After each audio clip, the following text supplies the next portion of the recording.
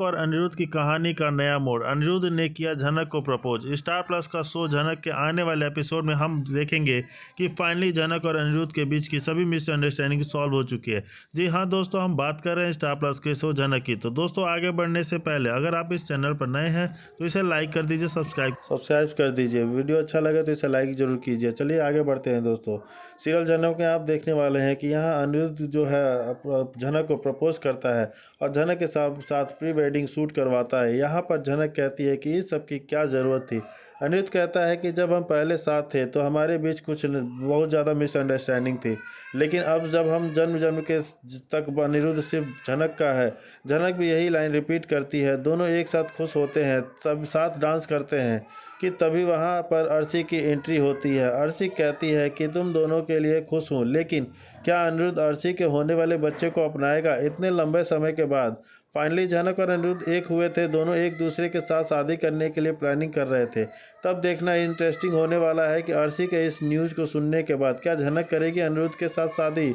अगर क्या आपका क्या ओपिनियन है, हमें कमेंट सेक्शन में बताइए। जैसे कि हम जानते हैं कि इतने सारे मुश्किलों के बाद जो कि झनक पे जो इल्ज़ाम लगा था, उसने आदित्य कपूर को जो मैसेजेस किए थे, ये सब से प्रॉब्लम से सॉल्व होने के बाद जब अनिरुद्ध और झनक एक होने वाले थे, तब यहाँ पे चलता है कि लेकिन जब यहाँ पे बिपाशा कहती है कि ऐसा होने नहीं दूंगी। कमरे में गई थी अनी ने जो भी सामने जैसे उस लड़की की इज्जत ना उतार दी, तो मेरा नाम भी। जब से तुमने मुझसे अपने दिल की बात बोली है ना, सारी रात से मैं सो नहीं पाया।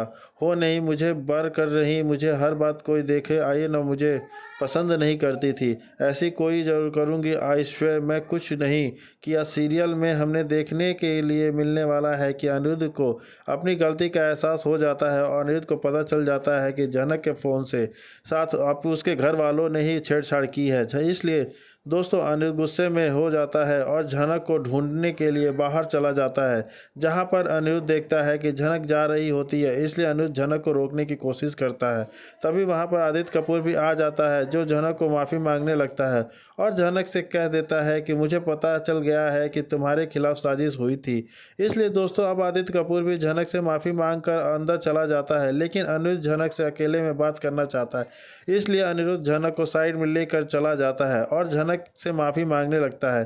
तभी वहां पर अर्शी और बिपाशा भी आ जाते हैं, जो देखते हैं कि अनिरुद्ध झनक को रोकने की कोशिश कर रहा है। इस पर अर्शी अनिरुद्ध से बहस करने लगती है और अनिरुद्ध से कह देती है कि तुम बार बार झनक को क्यों रोकते हो, जिससे तुम दोस्तों अनिरुद्ध भी बहुत ज़्यादा गुस्से में हो जाता है और अर्शी से कहता है हुए नज़र आता है कि झनक से प्यार करता हूँ और मुझे अपनी गलती का एहसास हो गया है।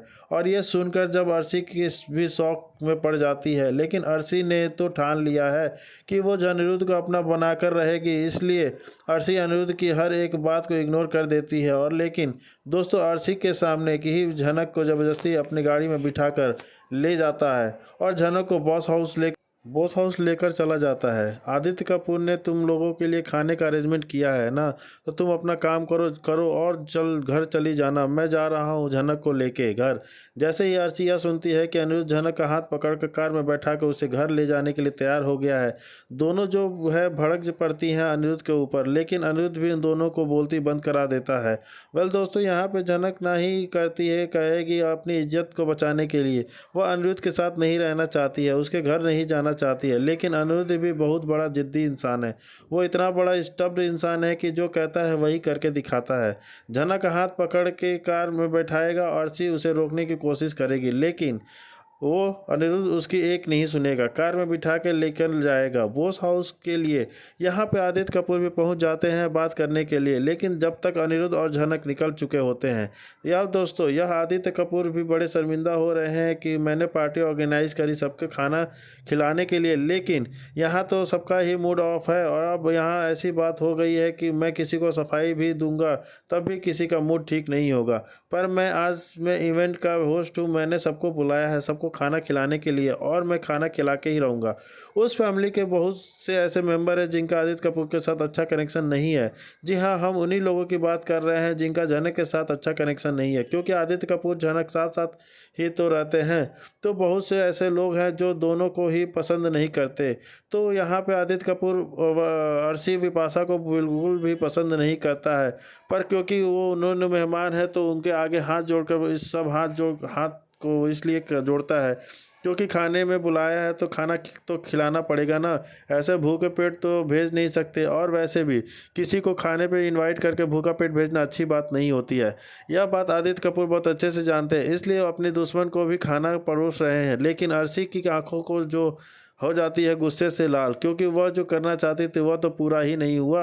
मतलब वह झनक को अपनी ज़िंदगी से, अनिरुद्ध की ज़िंदगी से एक मक्खी तरह उठाकर फेंक देना चाहती थी। लेकिन अनिरुद्ध जो है करीब कहीं भी झनक से अलग हो ही नहीं पाता है, क्योंकि अनिरुद्ध का मूड कैसे स्विंग होता है, कब स्विंग होता है, किसी को नहीं पता। और इसी चीज़ से परेशान हो गई है अर्शी और बिपाशा। और दोस्तों यहाँ पे सवाल यह है कि अनुज झनक को ले तो गया है अपने घर बोस हाउस, पर क्या बोस हाउस घर ज़्यादा टाइम टिक पाएगी झनक, क्योंकि वहाँ रहना तो अब उसे खतरे से खाली नहीं है। और यहाँ पे अनिरुद्ध ने भी उसको वादा किया है कि जो भी असली गुनहगार है उसको हम बाहर लाएंगे। तुम मेरा साथ दो या ना दो, मैं ज़रूर ये साथ दूंगा और ये को प्रूफ करके रहूँगा कि कौन बेगुनाह है।